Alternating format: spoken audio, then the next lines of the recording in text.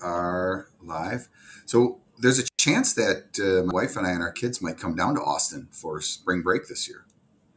Next week or when's y'all spring break? Our spring, I think we end on Easter, so it's the Oh, it's starts in on April. Okay. April 8th. Yeah, yeah. We have some friends who live down there, and my son, crazy, is junior in high school, so he's considering his schools. Mm-hmm. Um, I mean, he's about 95% sure of where he wants to go, which is Where's that? Wisconsin. Oh, Wisconsin. Okay. That's where I went to school. Oh, cool. Yeah. Um,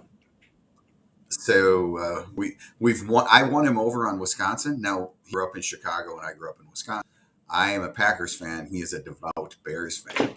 Oh, yeah. Okay. So it's during football season. Saturdays we're like high fiving each other, and on Sundays we are definitely competitors. Yeah. Um, That sounds fun. it is. It is. Are you a football fan? Mm, I would say casually, more of a college football fan probably than professional. In Austin, we don't have a pro professional team. Um, so it's you're either Dallas or Houston Texans. I'm from Houston, so loosely watch them, but they haven't been great, so there's not a whole lot to cheer for there. How did you how'd you end up in Austin? Did you go to UT? My Actually, I went to A&M, so it's kind of the last Oh place wow. most Aggies want to end up. But no, had family here, and after we had our daughter, it was kind of the best place to be to have a broader support network Yeah, no, that because really family. that makes all the difference in the world. Our Yeah. families live. Well, my wife's family lives here in Chicago. My family's just in Wisconsin. So, yeah, it's very nice to, especially when the kids are small, to lean on that network for sure. Yeah. Now all we have to worry about is really finding a place for our dog to go. What do you mean? Like if we leave town, Oh, getting oh, something to yeah. watch the dog, which we have some neighbors to do that. Is it warming up down there in Austin now? No, we just got a huge cold front coming in. So it's freezing today. Yeah, we're gonna be down to like 10 degrees tonight. I saw, but then Where are you guys at? we're in Chicago. Oh, okay. Oh, that's right. Okay. Actually, right downtown Chicago. I lean back and I look out. I can see Lake Michigan. Um, we have an amazing office space that I mean, downtown Chicago is still pretty much a ghost town. Yeah. I was talking to someone from Chicago yesterday saying crime was kind of becoming a little bit of a problem too. I mean, Chicago is a major metropolitan; it's going to have problems, but that had become a little bit more into the non-traditional high crime areas. Yeah, it is unfortunate. It's, you just get the creep of when there's a vacuum of people not around. Crime can kind of creep in. The L, our in city train here, has quite a bit of homeless people on it, and which is all that nice to be riding along with that. Yeah. Um, I just came. I flew into O'Hare, the major airport, on Tuesday morning, and some of these homeless will just ride the train to one end and then get off and jump on the next train heading back to the other end, which Hmm. makes sense because it's warm on there. Yeah. Yeah. Um, Well, when it's freezing fucking cold outside. exactly, Yeah, I get it. exactly. Um, we're in. Are you guys in downtown Austin?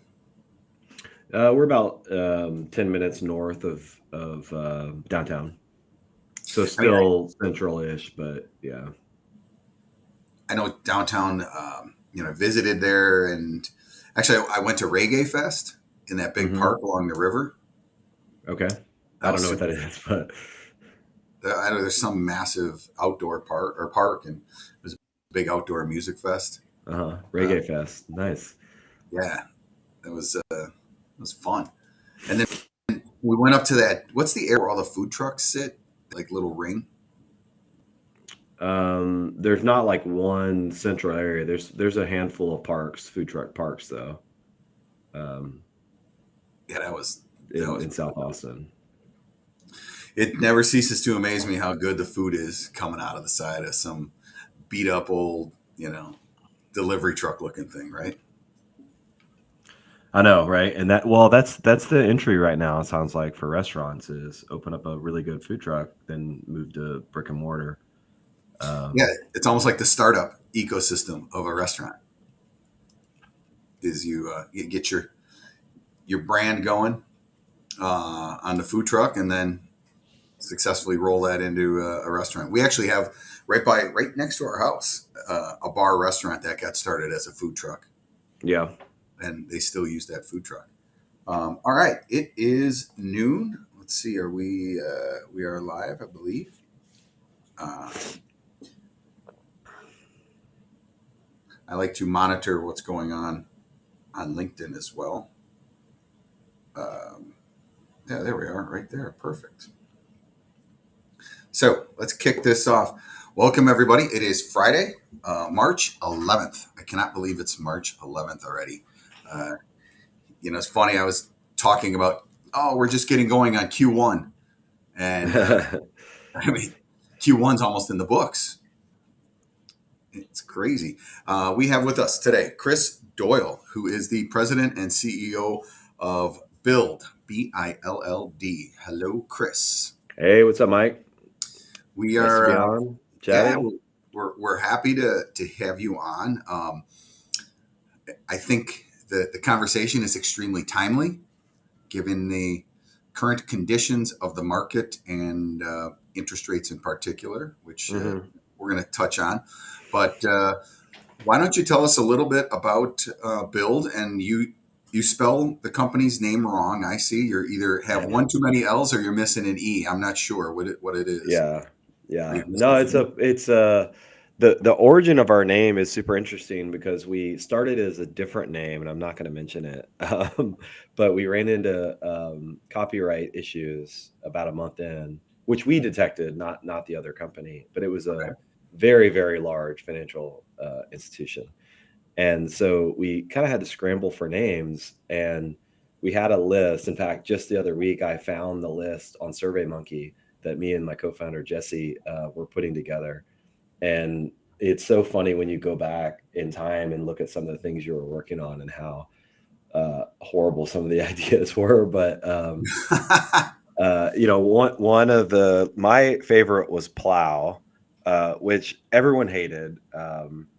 But I liked it because it just symbolized like plowing your way through, right? Getting the job done. Of course. And no one else took that connotation as the first reaction. So we ended up having to switch it. But the origin of Build was really from the co-founder, Jesse. And it's a play on build and then build, because what we do is we provide terms for commercial construction material. And we get two reactions when we talk about our company for the first time. The first is, what a cool name. And the second is, why has no one done this before? I don't think we get the same reaction if we ended up going with plow. No, probably not. So yeah, why has no one done this before? I mean, I can tell you, I know why people haven't done it before, because it's hard. Yeah. My standard answer now is just, I don't know. I kind of struggle to just give folks a response. But, I don't really know. But it's access to capital, and contractors, specifically subcontractors, have a few common attributes. One is generally their low cash balance. And their low cash balance because they do the work, they pay for the work, material and labor, and then they wait for that payment. And they're juggling whether it's 2 or 3 projects, 20 or 30 or more. It doesn't really matter, just adding zeros to it. It's still the same fundamental issue that you're deploying a lot of resources and expenses and cash, but you don't have that incoming.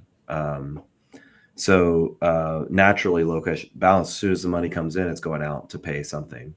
Right. Um, It's, being a contractor is an interesting business because it's so asset light from mhm. like hard asset. You don't generally need that much money tied up in your equipment, but you don't get paid till the end of the job. So, the barrier to entry, you may have the skill set to be a contractor. In fact, you might have the skill set and the whole team to be a great general or a great contractor, subcontractor, and you don't have that access to capital. It's going to be a big hindrance to you getting going. Yeah, I mean, you're not going to be able to grow. I mean, it really is simple math. When you have to, if you get $100 project, just keep it simple here, you're deploying generally 60 to $70, and then you're waiting for that $100 for call it 2 months on the conservative side. And so that means you have to do two of those. So you're 120 out on day one, and you're getting your first dollar in on that third month. It doesn't work. And that's at steady state, not to mention if you're taking on your two projects, right? So then all of a sudden you've just doubled your problem. And, it's something that I mean, that's what we're here for, right? That's our pain point that we're solving. But the more we educate customers and just kind of get involved in the industry, the more I feel like it's just a problem that not enough light is shed on. It's like, how the hell is this supposed to work, right? And it's not like we're talking about large global distributors. Crimea River, you're $1 billion company, like you have access, right? You can figure it out. But these are 1 to 50 person companies that are literally uh, like the ones the ones that are their hands are creating the project, right? Their hands are building the bridge, the building, whatever it may be. Like, they have to be well funded, they have to be well supported, or guess what it's going to result in, right? Poor quality work, moving too fast. Distressed businesses means distressed work, right? And that's a big fucking problem. I don't know if I'm Yeah. allowed to say that here. Well, let's high level this up. I'm a subcontractor. I work with build. How does it work for me? Yeah, so we offer two products. The first is what we call material financing. It's 120-day terms on your material purchases. So if you need to buy, call it $100,000 worth of lumber, steel, plumbing fixtures, lighting, whatever it may be, we do everything. And we see some interesting stuff for construction junkies, to get into. But we purchase that material from your originating supplier, and then resell to the contractor at 120-day terms. And we charge $50 per uh, $10,000 of material per week. So that's our revenue, right? And what it does is it gives contractors the flexibility, even if they already have 30-day terms with their supplier, which is fairly typical. The problem is they don't get paid in 30 days. If they did, we wouldn't exist. And so they normally are getting paid 60, 90. It's very unpredictable, right, when they actually get paid. But now they have the flexibility. They're paid within 30 days, they pay us back, no problem. But if they are having to wait for that payment, then they have that flexibility of paying us once they're paid. Okay, so where does the material go? Like, where does it get delivered to? How do you keep control of it? Yeah, so that exchange still lives with the contractor and originating supplier. So we don't necessarily get in the middle of that component. So it's not like it's being shipped from Wisconsin warehouse to Austin and then to the job site in New York. It's very similar to when you do a bulk purchase from, let's say, Owens Corning, where you have basically a full trailer worth of material that's going from the distribution site to the project, right? It's not hitting your local supplier, even though you purchase it through your local supplier. We technically take title of the property, but we don't physically touch the asset or the Okay, so material. we'll bring it in terms of materials exchange. A big builder comes on the platform and wants to buy, you know, 5 trucks of the OSB flooring. Yeah. And, this in today's world, you're looking at, geez, $30,000, $40,000 a truck. All of a sudden, they've got 200 grand. Yeah. Now, the way our platform works, we need to get paid right away. It's, kind of cash up front. So Yep. they work with Build in this, correct? And Build can make the payment for them. That's right. We facilitate direct payment to the supplier up front. And the other benefit there is you generally, and I'm kind of speaking with a broad brush, but suppliers that offer 30-day terms, if you're paying up front, they normally will give you 2 to 3% cash discount. So that's an added benefit that would offset what would be our costs. Of course. But we facilitate payment up front. We generally are doing this same day. So a customer says, I need this $200,000 worth of material. They provide the quote from the supplier. And then we facilitate that payment same day to the supplier. Then they release funds. And while this is so important for us, I mean, we started the conversation, well, why isn't anyone doing it? Some folks may have offered something similar, but what we recognize is a lot of the service component, like the same day, right? Contractors, unfortunately, are a bit reactive, and they're reactive because they're getting calls. At any given time, you probably have 30 to 40 projects under contract, and maybe managing 10. And I know this certainly depends on the size of the sub, but that's fairly normal. And so, depending on the progress of these 30 to 40 projects, like let's say you're a flooring contractor, they may call you 2 weeks out and say, hey, we're ready for you, right? It's like, okay, got that. And I've got this other one, I've got to move this crew over here. So you're kind of doing this, right, all the time. So I don't think, when I say reactionary, I don't think it's any fault of the contractor. It's just the business that they're in. And so, I started this by saying, like, the same day delivery component of, hey, you need this, like, we're going to do this as if it's like your urgency is now passed to us, right? We're going to go over great, jump through hoops, whatever we need to do to figure out how to get that invoice paid that day, so you can get that material delivered, so you can install the material on time, on budget, safely. And that's really what subcontractors care about, because that's what general contractors care about, and that's their core customers, the general contractor. Well, and the supplier, what do we care about? We want to get paid as quickly as possible. If I have a choice, I have material for one lot of material that could go to 3 different jobs. Which one am I going to be most compelled to send it to?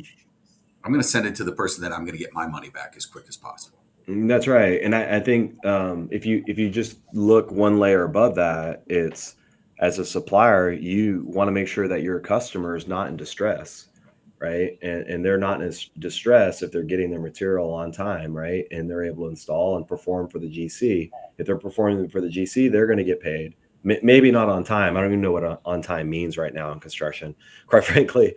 But they're going to get paid, and then they can turn around and pay their suppliers. But if you don't have the infrastructure, like in your business, right? If you don't have the infrastructure to support the core nature of what a contractor has to deal with on a daily basis, it's going to be difficult for you to be successful.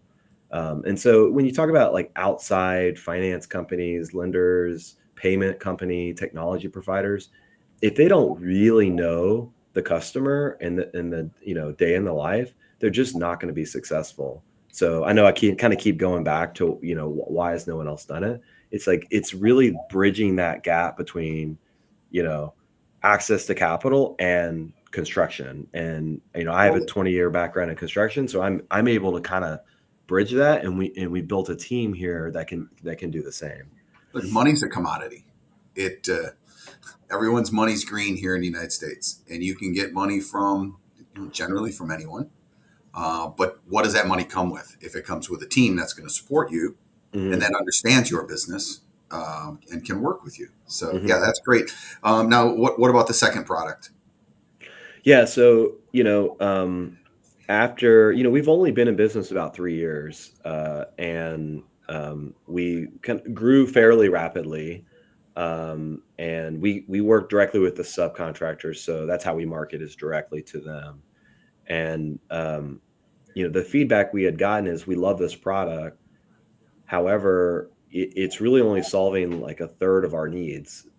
You've got a $100,000 a month pay application, let's say, what they're billing out for a project, and 30,000 of that is material. So yes, that helps, but we also have to pay for labor, G&A expenses, right? Potential equipment, and they're saying, do you have a solution for that?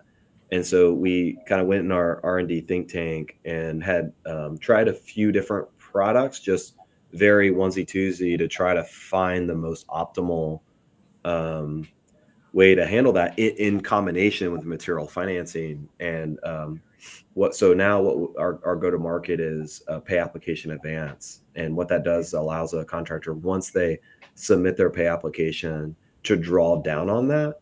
And so in this case, instead of sending us an invoice, they send a pay application that they've submitted to the GC and approved by the GC, and we advance against that. Okay. And that once again helps them operate their business. Yeah. So if you think about it as a general, what you want your subcontractor to really be worried about is getting the job done, not That's getting right. paid, not paying That's right. contract or Mhm. suppliers. All right. So tell us some success stories. Like what has your product been able to do for someone who they didn't have access to it? Yeah. I think that the first is um, just stress. I mean, our customers are stressed out all the time. How am I going to get this done? I have to keep this crew on board, even though I don't have a project. Now all of a sudden I need two crews. Um, we already talked about kind of the dysfunctional cash flow issue, along with their own ambitions to grow their business. And having a product that can relieve the pain points on cash flow reduces a significant amount of stress for them to operate their business the right way, right? And I think from a broader kind of success story, it's, hey, like I have this issue. I'm constantly juggling suppliers. I don't have a solution, and like I don't understand why. And after using us, they have a much more streamlined approach to how they procure material. We do have a combination of folks that either use us on every project or sometimes just on really large projects. Um, but they are able to negotiate more cleanly with the supplier, because it's like you're negotiating on price, you're choosing based on product support, oftentimes availability, right, with your supplier. And then all of a sudden you throw in terms, right? Like, when do I have to pay this off? That's kind of an odd thing for a supplier as a kind of like a product benefit, right? Like how long your terms are. And so when you eliminate that, it really does clean up the negotiation of like, what kind of material do I need? Okay, like don't worry about terms, don't worry about pay. I'm just going to pay you up front, right? Let's get you the best deal. So and it also, quite frankly, allows you to choose suppliers that you may want to work with, but they don't offer terms. So, or they don't offer as good of terms. Um, and it's so funny because we'll get referrals from suppliers, and it's not that uncommon for the first purchase that contractor make is actually with another supplier. And we're like, well, wait a second, this person referred you. And they say, well, we don't really like working with them. We use them because they give us 60-day terms, but they have higher pricing. The product's never available, or I get incomplete shipments. I got to wait 3 days every time I get a shipment. And I don't really like their support team, but I have, this other group I really love working with. So that's another big success story. The last is just growth. Like, it's really hard to grow in construction. You have enough issues to deal with, especially with the labor market right now. You have a lot of uncertainty in pricing um, for material, which Mike, I know you all know all too well. Um, but you know, having flexibility in when you pay for that material allows for contractors to actually grow at a sustainable pace without putting their business at risk. Because that's really what you're doing when you're growing quickly. call it, 30-40% annual growth, which is not, that much. And we have customers that grow much faster than that. But that's a fairly good growth rate. And when you're growing that quickly, you are putting your business in distress, because Absolutely. of access to capital. Well, and as you become a better contractor, you want to look for a bigger job, bigger capital, right? It all works together. So let's forward think here for a little bit, and let's talk about integrations, because there's advancements in technology all around the construction ecosystem. Hmm. Um, Mostly, you see a lot of great gains in project management type software. Your Procores, Autodesks. Um, how's the integration work, and has that been a boon for these for your users? Yeah, yeah. I mean, we are at this stage pretty much, um, talking to every single technology provider out there. We have built-in apps with some, stuff like Procore.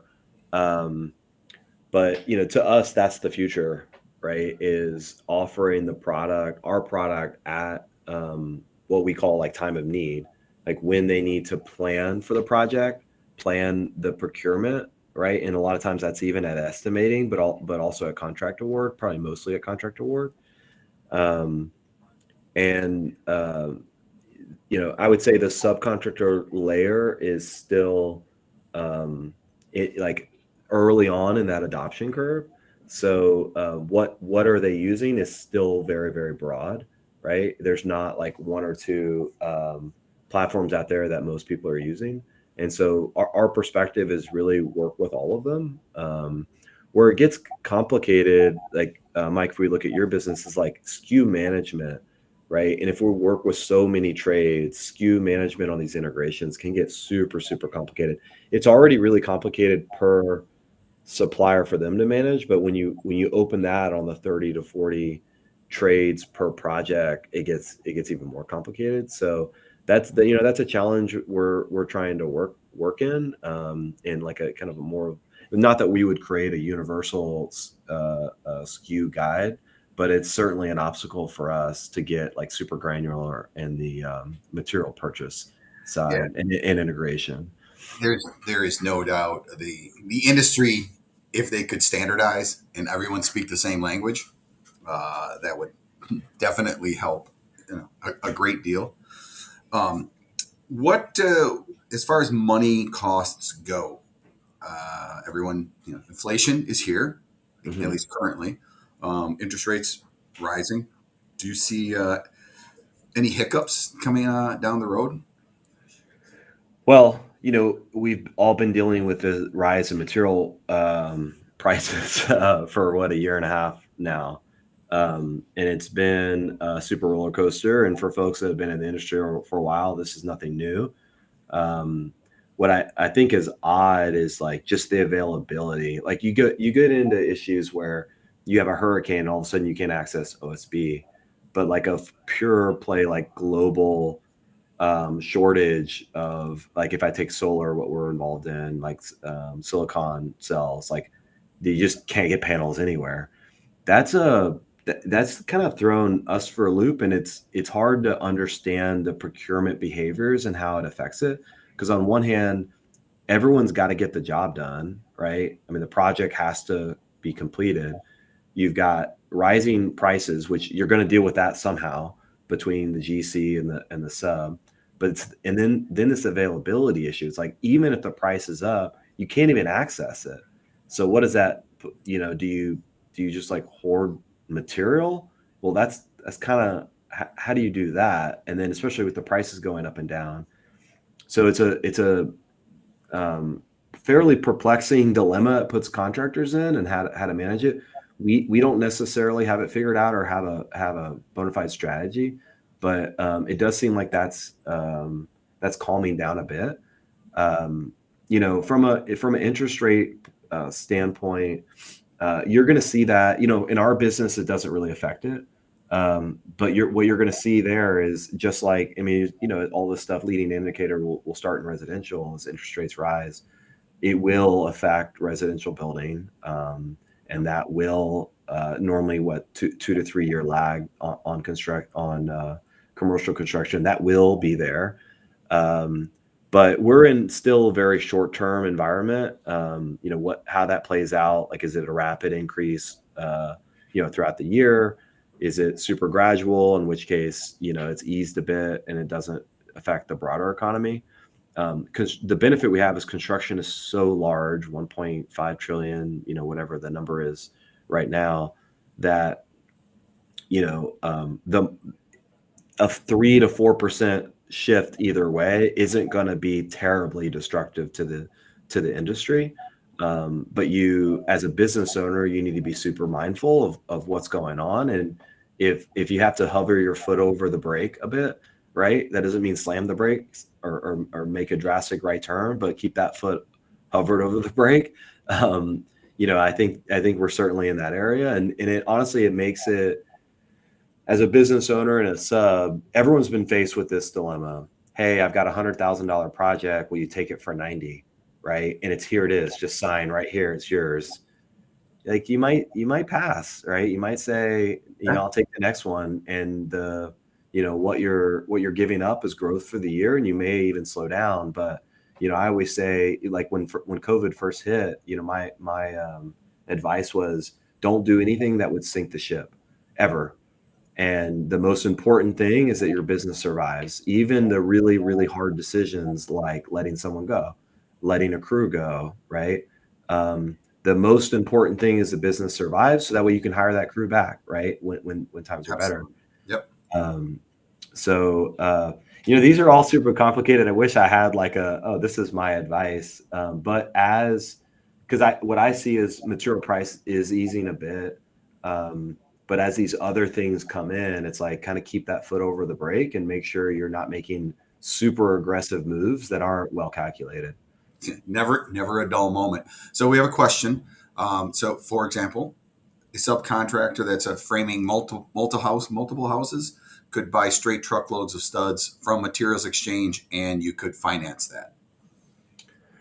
That's right. So we're project based. So I think that's I don't know if that's multiple homes or I think multifamily probably. yeah, multifamily. Yeah. So we don't do single family residential, but we are project based. So let's say it's a multifamily apartment complex, and you need to purchase a lumber package. That's exactly how it would work. Is depending on the stage at which you're buying the lumber pack. So if it's like 1, 2, 3, whatever, you say, okay, 1. Send that invoice. We pay material exchange up front, and then the sub would pay us over 120 days. Excellent. I rather pay when paid or 120 days. Got it. Now, let's say someone gets set up with Build. They're not required to use them, but you could use it kind of at a moment's notice, correct? So, Yeah. like, I'm sitting here going, all right, I've got $100,000 on my credit line, but I want to get this next job coming up. And if I get that job, I'm going to want to secure some of the materials. So to keep some powder dry, I'm just going to use Build for this. That's exactly right. Yeah. And, there's a benefit just to being approved and having the available line. As you graduate as a sub, your first, let's say you've been in business 3 or 4 years, likely at that stage you have a corporate credit card. You are likely set up to work with 3 to 4 suppliers minimum. You likely have your favorite, both in terms, in what they'll provide, and also just product pricing and support. You more than likely do not have a line of credit with your bank, just because you don't have enough business and tenure in your business. And you don't have that much purchase power with the suppliers you're working with, right? At 3 to 4 years in business. And so we have a kind of like, it's like a 5-step, from graduation to that 100 million plus contractor that has banks kind of beating down their door, trying to give them lines of credit to where you start over here. And we very much help with that, because we're able, and we report to the bureaus, right? And it's the same bureaus that banks will check after the fact. Most suppliers don't report to bureaus, right? Credit bureaus, and Okay. because they're trade, it's trade credit, whereas we do. And so you're building that positive credit, having an open line. Even it shows um, other lenders are willing to provide credit, and that's a super positive, right? So if we pull credit on a business and we see literally they have no credit, they've never bought something on credit as a business, obviously we're super cautious. However, if we see they have 3 or 4 lines of credit, using them responsibly, maybe not using them at all, that's a very positive sign. Sure. And so as you take those steps as a business, to have more and more flexibility in your cash flow, we can very much help in that way. So everyone's always heard, right, when you turn 18, you get a credit score, right? And everyone says go buy like a washer dryer or get a credit card and use it once. Like, you have to build credit so such that when you want to buy a house one day, you have positive credit, right? So if you're a sub and you want to be $50 million sub, 100 million, you 100%, you will not get there without a line of credit from a bank. Period. End of story. And so think about that years in advance of what you can do, right? And so one is like a corporate card. Well, guess what? A corporate card is going to give you like a $10,000, maybe like 50,000 at the very high end. That's nothing. I mean, you're buying hundreds of $1,000s a month Right. in material. Like, that's not going to do it, but still get it, right? And then build a relationship, right, with that card. I know it sounds odd. Consumer, you don't build a relationship with your card, but when you're spending several $100,000 a month on a credit card, you do form that relationship. Form relationships with entities that do report to the bureaus, and and that way you're well equipped. We go to get the mortgage, we'll call it, as a business. They say, oh wow, you have excellent credit, let's get this thing done. Perfect. All right. Well, we're at the half an hour mark. Mhm. We generally wrap up with one last question: Is so? What does Chris see happening in the market and the industry that other people don't see? Like what's kind of rolling around in your head that you see coming down the pipe? Yeah, I mean, I really think that subcontractors are becoming a lot more responsible in their growth. And, there's all these clouds out there, material price right now, and they've been dealing with this for a year and a half. Um, everything that's happening kind of in the global economy and politics and all this, that they do have their foot over the pedal, which I think is super, sorry, over the brake, not the pedal. Um, and I think they're super cautious about growth. And I think that's great for the industry. I think we have been in a stage, pre-pandemic and even through the pandemic a bit, where everyone's focus just grow, grow, grow, grow, grow, right? I think contractors broadly are saying, that's okay to not grow 50%. 10% growth is okay. And when you have things like the infrastructure bill come out, that's kind of like pennies on the dollar in the global construction, or not to global, the U.S. Construction industry, but it does still provide some reassurance that things aren't going to slow down. A lot of the growth mentality is like contractors know, like, getting work is hard, and you never want to not have enough work.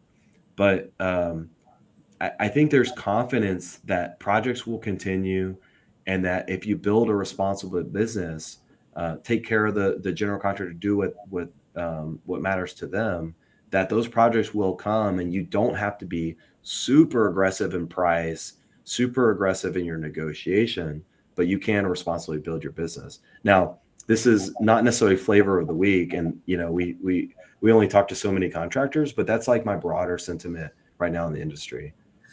I agree 100%. I think that we've got some blue skies in front of us as a country, as an industry of construction, but we have to do it smart.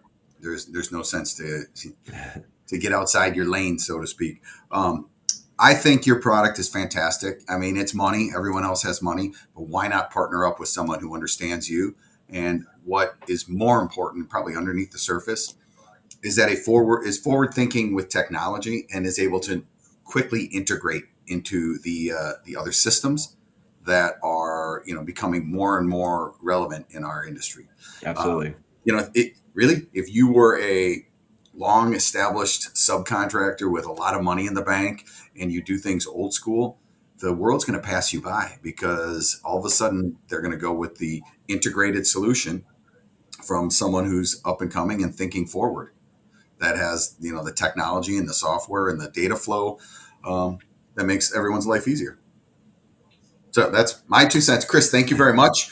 Congratulations on your company and on building Build.